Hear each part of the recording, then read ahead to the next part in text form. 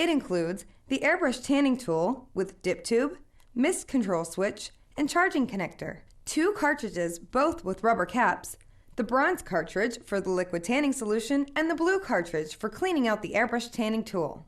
The white overcap for the bronze cartridge, and the AC adapter to charge your handheld airbrush tanning tool.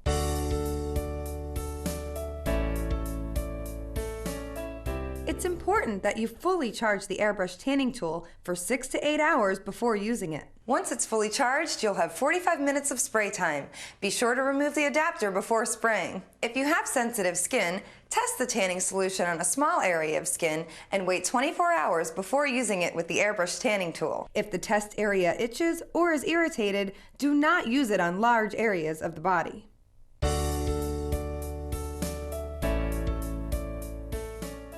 To properly set up your airbrush tanning tool, hold it in one hand and gently twist the bronze cartridge where the markers align to the open position. Then gently pull the dip tube out of the rubber cap.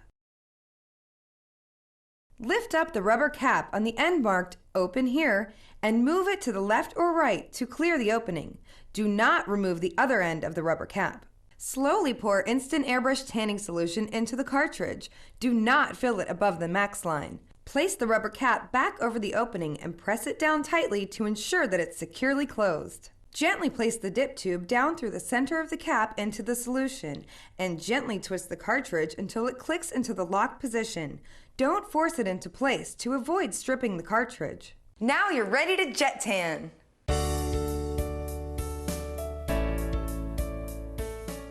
For optimum tanning results, we recommend that you follow the steps of our complete jet tan system.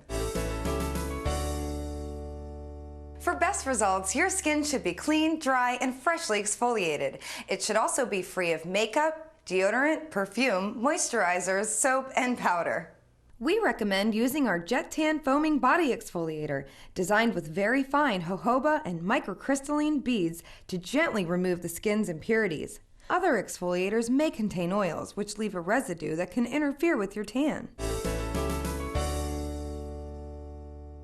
Jet Tan Barrier Cream protects areas that tend to attract too much color during the tanning process, such as cuticles, elbows, knees, ankles, heels, palms of hands, and soles of feet. Apply a thin layer of barrier cream to these areas prior to airbrush tanning. Apply a thicker layer to your cuticles and nails. Before you begin the airbrush tanning process, it's important to place a dark towel, mat, paper towel, or newspaper under your feet to prevent overspray from landing on the floor and possible staining.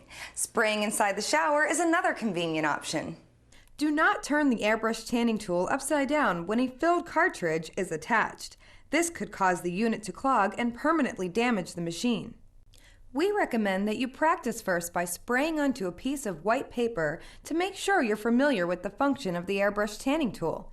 The closer you are to the skin, the heavier the mist. The farther away you spray from the skin, the lighter the mist. You can airbrush your nude body, or if you would prefer to be covered, we recommend you wear dark, tight-fitting undergarments, a swimsuit, shorts and a shirt, or disposable garments. The tanning solution will wash out of most fabrics, but some can stain, such as silk, nylon, and wool. Start by holding the airbrush tanning tool 6 inches away from your skin and slowly move towards your skin. Do not come closer than 4 inches from the skin, as the solution may drip and leave your tan looking splotchy. We recommend that you start by spraying the back and sides of each leg, one at a time, using up and down spray patterns.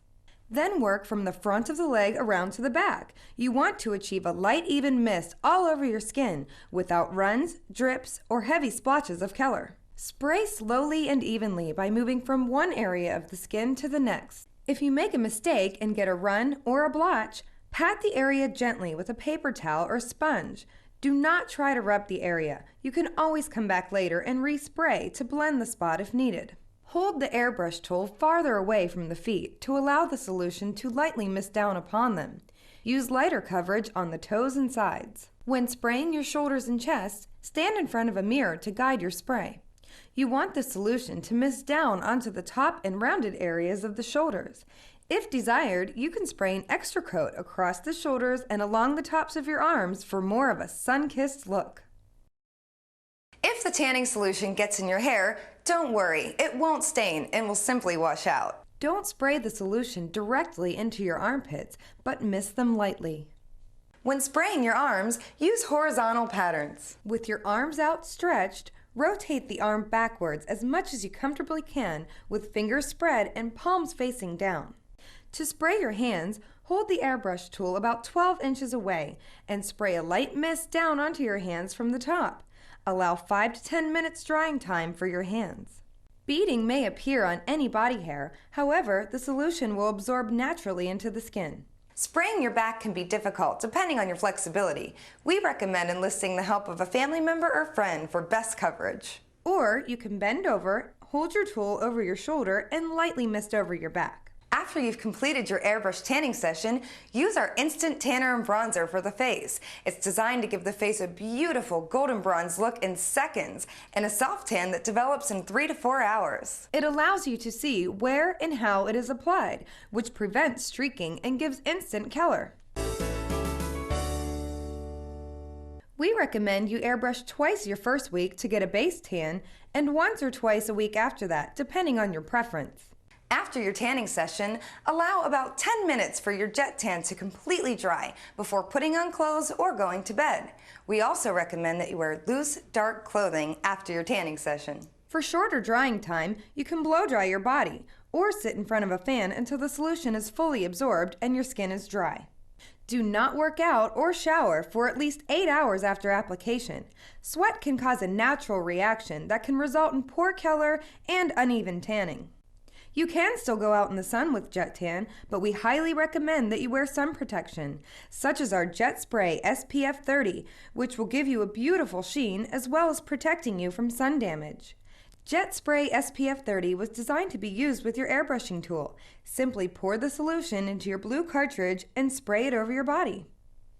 You can also swim in a pool or in the ocean with Jet Tan, but the chlorine in salt water will cause your tan to fade more quickly. Consult your pediatrician before using Jet Tan on children. Most of the bronzer will wash off with your first bath or shower, but the self-tanning ingredient remains. To extend your tan, use our Tan Extender daily to keep your tan looking rich and beautiful.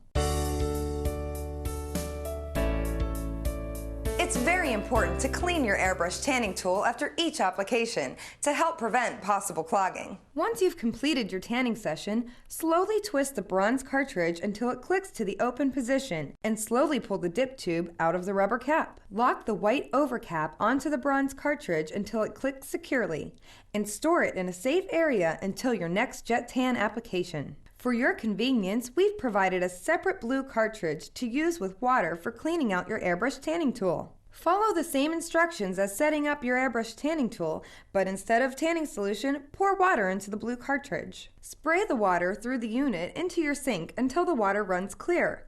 Avoid getting any water into the tool and wipe it with a damp cloth if the nozzle has any solution residue.